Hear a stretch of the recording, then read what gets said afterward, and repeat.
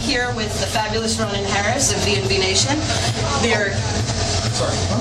Did you forget your name? No. Just looking around for the fabulous. You said fabulous. Never mind.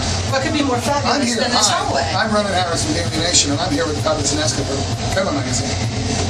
So, again, thank you for taking a few minutes out from the early part of your stage getting ready stuff. I want to say, first off, congratulations on Automatic, man. That's really just like exploding everywhere. Try to stop laughing at me. I can't believe, no, I'm sorry, this is my shy face. You're allowed to laugh, are you? It's not, I guess that's the DJ trying to get people like really hyped up and stuff for the show. Yeah, that would be Mighty Mike's hug. Yeah, he can't give him a microphone. Nope. He's worse than me with a microphone. No, come on. Me with a microphone, just don't ever give me a microphone when I DJ. I actually beg people at the beginning of the night, so I don't care how much I drink, do not give me a microphone, please. I don't care if I beg you. I'm very honored that you feel that way about Automatic. I'm so personally proud of it. You cannot believe it. You absolutely should be. The one thing that I really noticed that jumped right out of me at that album is the kind of a noticeable lack of anger, which I wanted to ask is, was it an easier album to write, or are you just sort of happier in general? I'm happy. Well, it's more focused. It's like turning anger away from aggression and turning it into, I've been doing this the last bunch of albums, so I'm actually very, very sort of pinpointing with my emotions of actually trying to change something or wanting something. I don't need to be just simply like, I'm unhappy with this, I hate jazz, blah, blah, blah, yeah. I think it's all a bit juvenile and I'm kind of long past that. I was a very angry person in my late 20s, and when I wrote Praise the Fall, and I was undergoing a very big transformation in my life, and I was very, very it was my battle cry to myself to actually reaffirm myself and restate who I am. Empires was not an angry album. It was actually a very melodic and very introspective, emotional torrent. It's an album I still listen to today, but I remember exactly what was going through my mind hearing these songs as I started to record them. There have always been those angry moments, or those very sort of those controlled, focused, angry moments on all albums, whether it be Fearless on Future Perfect or Entropy on Matter and Form, or these are. I'm somebody who I could not be satisfied with one sound on an album. I have too many aspects of my personality that I need to satisfy, and I make this music first and foremost for myself to be happy, and it's my catharsis and it's my relief, and otherwise I'd explode, and if I didn't, I really would explode. I think a lot of your fans share that. But Control, it's funny, Control was actually my take on, this is the point I've reached right now, and I seriously want to just put my foot on the gas pedal, and this was like my little 30 stint in the whole thing. It was like that whole idea of you give someone like a 105 horsepower cars they had in those days, and a bit of an aficionado on those things, and you had this beautiful idea of the roads around us, you can go wherever the hell you want, but I saw that in sort of a retro-futurist metaphor of like, I just want to switch on the gauge and just go. I do not want to be messing around with frustrations anymore, and my life has reached that point where I know how to do what I want to do, and that's why I call the album Automatic. Nice. Control is actually one of the songs I wanted to ask you about. The break in the middle, I'm sure you've heard some interesting feedback on. I think it's fabulous, but I was wondering... Feedback on it, actually. Yours. You need to go to more close. The people talk, they talk. One of the things I wanted to ask is the break deliberate? Like, as a message, almost slow down, think, listen, don't focus that you're on the dance floor, or is it just kind of where the song needed to go? I like dirty electro, and I also like really innovative breaks, and I thought, sod it, I'm going to do something completely off the wall, and I'm going to do something that nobody expects, and I wanted that other kind of it's going to be, I wanted that to be an intro. So when I started saying that before the album came out, I was telling people on stage, by the way, if you haven't heard the song before, this is just the intro, and they're like, yeah, right. No, but it's all about constructing a song that sets people up for when the song kicks in, really kicks in, they are going to move, and they're going to dance their asses off. And it's a dance track, it's purely primal, and I wanted it to be, I've thrown in influences from a couple of other dance tracks in there, but I love all this kind of dirty electro stuff. I mean, it's been a big influence on a lot of tracks on the album, even in the production of songs on the album. And I just yeah, I just went with it. This is me just pandering to myself and being happy. Very cool. I did notice on Matter and Form there were a lot of different styles, and it almost seemed to be like a going back and forth, almost like you were struggling to get away from the old style and into the new style. I didn't want to go too fast too soon. I didn't want to sort of jump at it.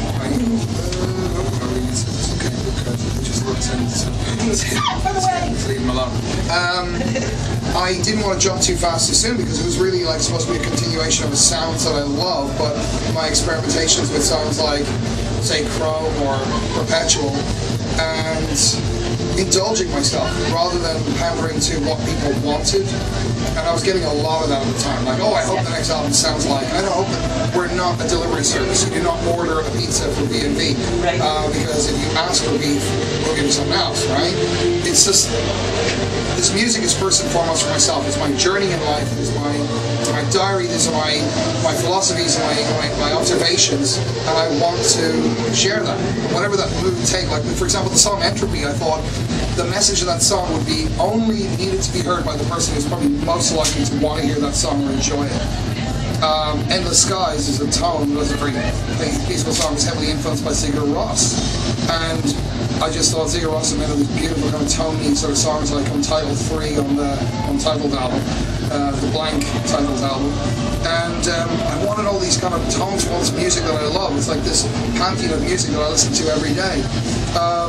When I did, for example, From My Hands, it was because I was listening to a lot of ambient acoustic music, which was very inspiring, but again without vocals, so it's me using those, that combination of how they put together the texture of the song to convey an emotion, which is a very, very painful one. And then with other things like, what other songs would I say? Fire the Stars, well, it's euphoric, and I'd like to thank Ferry Corsten, one of the greatest dance DJs in the world, for inspiring that.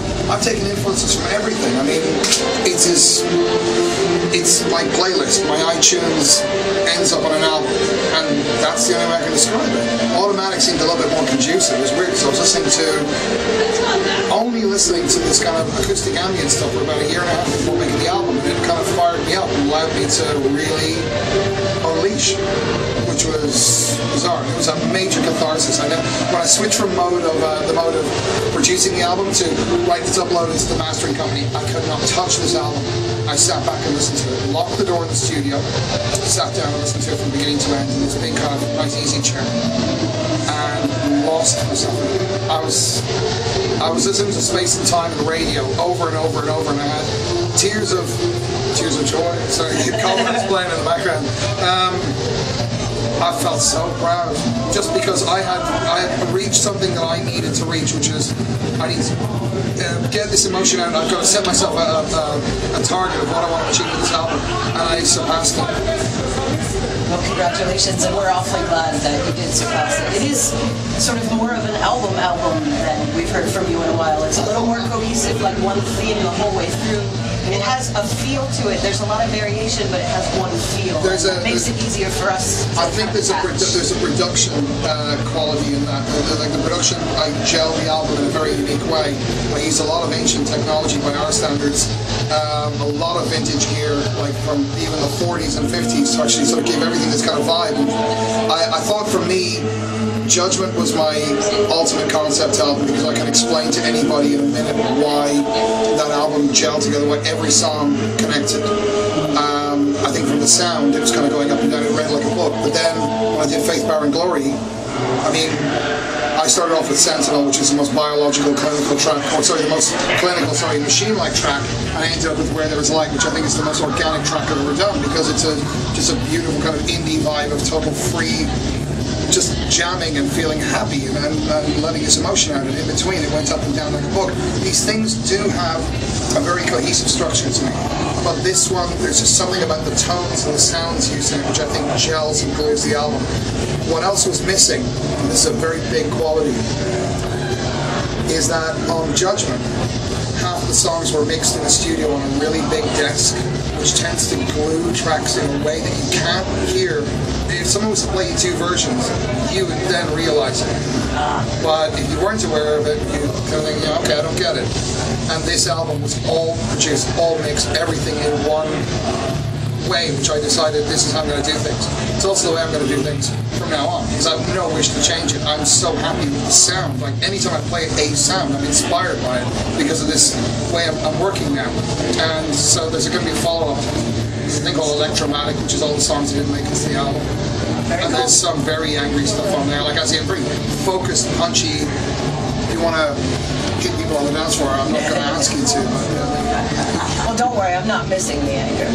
But since you do love the album so much, does that mean no remixes? Oh yeah, I actually have some remixes already in mind. I already did a dubstep mix of Control. Nice. I did a really nasty, dirty electro version of Space and Time, and the reason I want to do these is because they're not songs in the end. Like the versions that I've created, they're not meant to be songs. They're just meant to be big, long, kind of mad dance tracks. I think Nova would be the one I wouldn't play with because it's fine as it is. Thank you very much. Radio, I think, could actually come up a couple of notches. And the Streamline, I just thought of a big, sexy 9-minute Studio 54 disco mix. I like how you think. All right, last one before I let you get back to what you need to do. And this one is a personal question. Something I've been wanting to ask you for a long time. Anything? No. It's personal because it's something I want to know. Okay. Talk to me about Tempest. Where did that come from? Funny you asked me that. I explained that to someone the other day. That's a weird question for you to ask. I'm a weird girl. No, all right. I had a dream. I was in a pretty horrible situation. And it was the B-side to Dark Angel because I was in the middle of what had really been me trying to figure out what the hell kind of situation I got myself into. I was in turmoil, emotionally and mentally. I really didn't know how to go forward, but I couldn't go left or right. I couldn't go back. Hence why I called the song Rubicon, because Julius Caesar couldn't go back. Anyway, it's a historical reference. Never mind.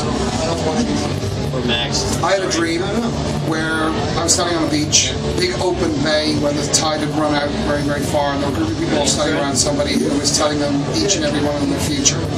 And in an amusing way, they were going, oh, what will I be? What will I be? And I waited. I was in such a state in my real living world that I wanted to wait and ask this person for advice. And I have dreams like that where I'm literally interacting with it as though it were an extension or a surreal version of my actual waking life. So everyone walked away, and then I waited for this person to be alone. I walked up and I asked him, and he said, he looked at me with this smile of kind of pain and pity, and also trying to be nice about it. He said, there isn't one. And then he told me, because you're already dead. And I thought, okay. And that stunned me, because it was almost like, you know, when someone tells you something you've already known. And so I waited, and everyone disappeared. And then I looked out to sea, and there was a storm coming towards the foreland on the edge of this bay. And I just knew that I needed to be there because I realized something about myself and why he meant that I was dead, which was that I was devoid of energy and I was in the wrong environment and I was in the wrong place, which was against my nature. And I went to the foreland where this storm would hit, and it seemed like almost to be like, if you've been to Miami, you see these little clusters of lightning storms which drift across the sea. It was like almost like one of those. And it came to the coast. I stood there and I waited for the storm to hit me. I've always been mad about storms. I just love energy in the air. I grew up in Ireland where we have a lot of it, and I felt suddenly alive again, like someone had just put me back in the box that I was supposed to have been in, and I was in the environment I needed to be. And I made a realization through that in order for me to find the people I need to find, I should not try to be someone else for them, but I had to be true to my nature and put myself in the environment that was natural to me, because only through that could I be myself and be strong enough or be vivacious enough that they would want to interact with me. That if they didn't want to interact with me, I couldn't change it. It actually was the dream that brought me to the greatest acceptance in my life about everything. And it lived with me for a long time, but it was this rising up in this storm column and feeling all of this incredible energy around me and saying, I'm just very, very happy, but we all want to be someone else in order to satisfy someone else's needs or to have something we've never had before. And the hardest thing for us ever to have is to accept who we are and what our nature is, and this is very much our nature.